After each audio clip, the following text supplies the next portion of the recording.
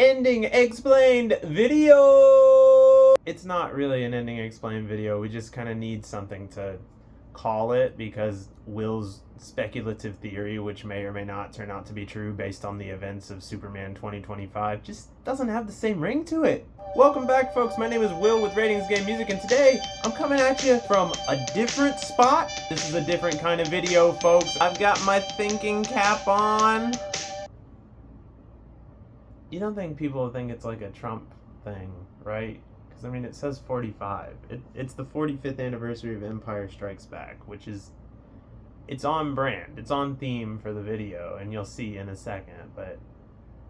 I'm also a little concerned that with the flannel shirt and the hat, I look like I'm gonna start singing Morgan Wallen covers. So amazing! A fan theory, I guess you'd call it. A theory of mine, and I am a fan. Spoilers ahead if you haven't seen Superman yet. There's a big twist in the first act of James Gunn's Superman. It's a twist on the Superman mythology.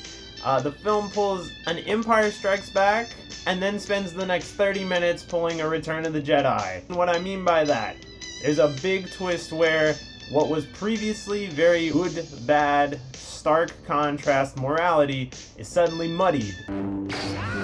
Areas are made gray in an unexpected way, and a character's core beliefs are compromised. In Superman, how that applies is David Corenswet's Superman finds out this message that was sent with him when he was a baby. His Kryptonian mother and father.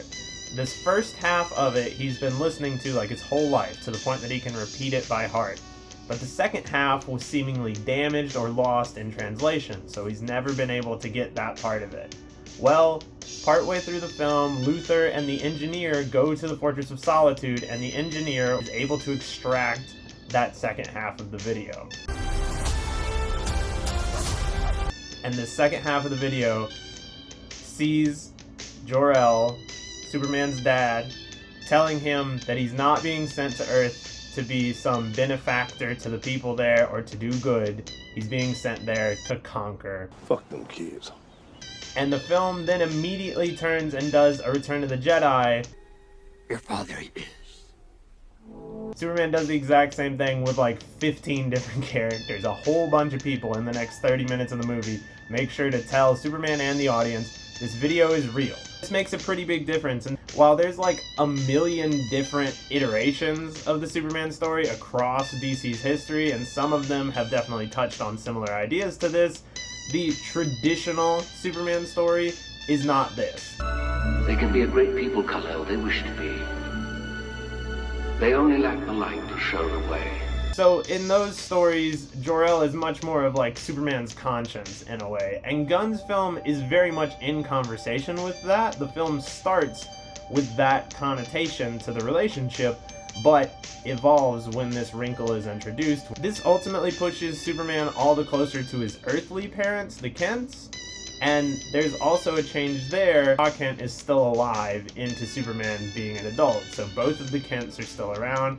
Superman returns to Kent Farm at a crucial moment in the film, gets some very needed words of advice from Pa Kent. Who you are. It ultimately drives Superman to see the value in what he's choosing to do rather than what he was sent here to do. So the James Gunn of it all. So this twist is very much in line with James Gunn's. Superman's arc in the Superman film is quite similar to Peter Quill's arc in Guardians of the Galaxy 2. They both have kind of deified their biological parents to some extent because they're mostly absent from their lives as they grow up, but then at a crucial juncture when they are already an adult, they find out that maybe those biological parents aren't all they were cracked up to be. In both cases, this pushes the central character more towards their found parent or parents. With Peter Quill, he finds out that Ego's a really bad guy who gave his mom cancer, and then that of course leads us to Yondu's famous, "May have been your father, boy, but he wasn't your daddy." And in Superman, finding this out about his Kryptonian parents pushes him more towards the Kents, so you end the film with Clark in the Fortress of Solitude listening to words of wisdom and watching footage of the Kents. What makes you?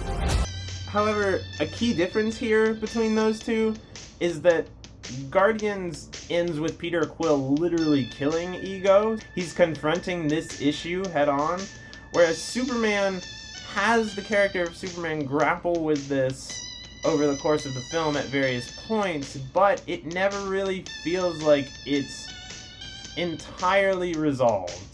And I think that's intentional, which is why we need to talk about the secret villain of Superman. I think there's a villain in Superman that's kind of hiding in plain sight. He's very much laying the groundwork here for future stories, and I think one of the future stories that's being set up specifically by this Kryptonian twist is Brainiac. I am Krypton. Brainiac is often framed as a villain who challenges Superman on a deeper level. Brainiac is this super intelligent computer android who stems from Krypton, and so he often brings doubt and questions of worth into Superman's mind as it relates to his planet of origin. We are both orphans of the same planet.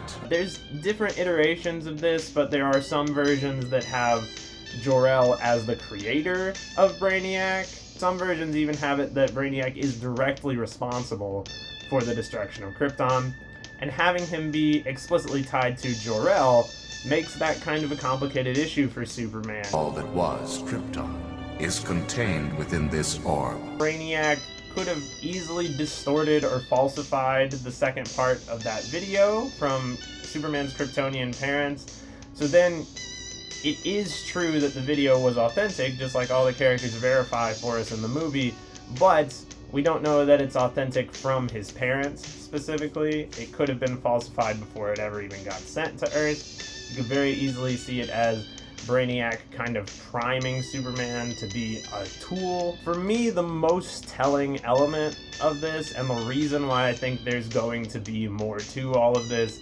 is the Bradley Cooper of it all. He's in Superman for like 3 minutes maybe and never speaks a word of English. Like, it's not really even a performance. He just kind of stands there and speaks this alien language directly to camera, like a YouTuber. They can be a great people, Kal-El. They wish to be. They only lack the ability to like, share, and subscribe, which might show them the way. I just don't really believe that Gunn would squander Bradley Cooper like that. I love too much, what can I say? But I'm reining it in. I'm reining it in! I think Gunn is very much planting a flag in the sand for audiences, so they remember this character, they remember this specific event from this film, because he wants to return to it later. Whether that be in the form of flashbacks on Krypton, We will never leave you. or it could be as extreme as Cooper could play Brainiac. I was born for it.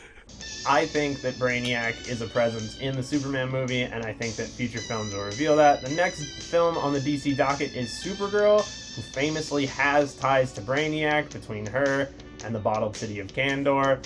A whole lot of weird comic book stuff. Man, you come right out of a comic book. Look, personally, I love Brainiac. I think he's absolutely one of Superman's best villains, and he's never been featured in a live-action film before. So my hope is that James Gunn can finally actually give us an on-screen Brainiac. And sure, maybe I'm reading a little too much into things. I think Brainiac is in Superman and will be a bigger part of the DCU moving forward. Thanks so much for watching, folks. I appreciate it. Like, share, subscribe if you like this different kind of format. If you like me wearing a hat, whatever floats your boat. Engage, conversate, like that bell. Does that still happen on YouTube? I don't know. Anyway, have a great one, folks. Thanks so much. Bye. Is Darth Vader my father? Arrest thy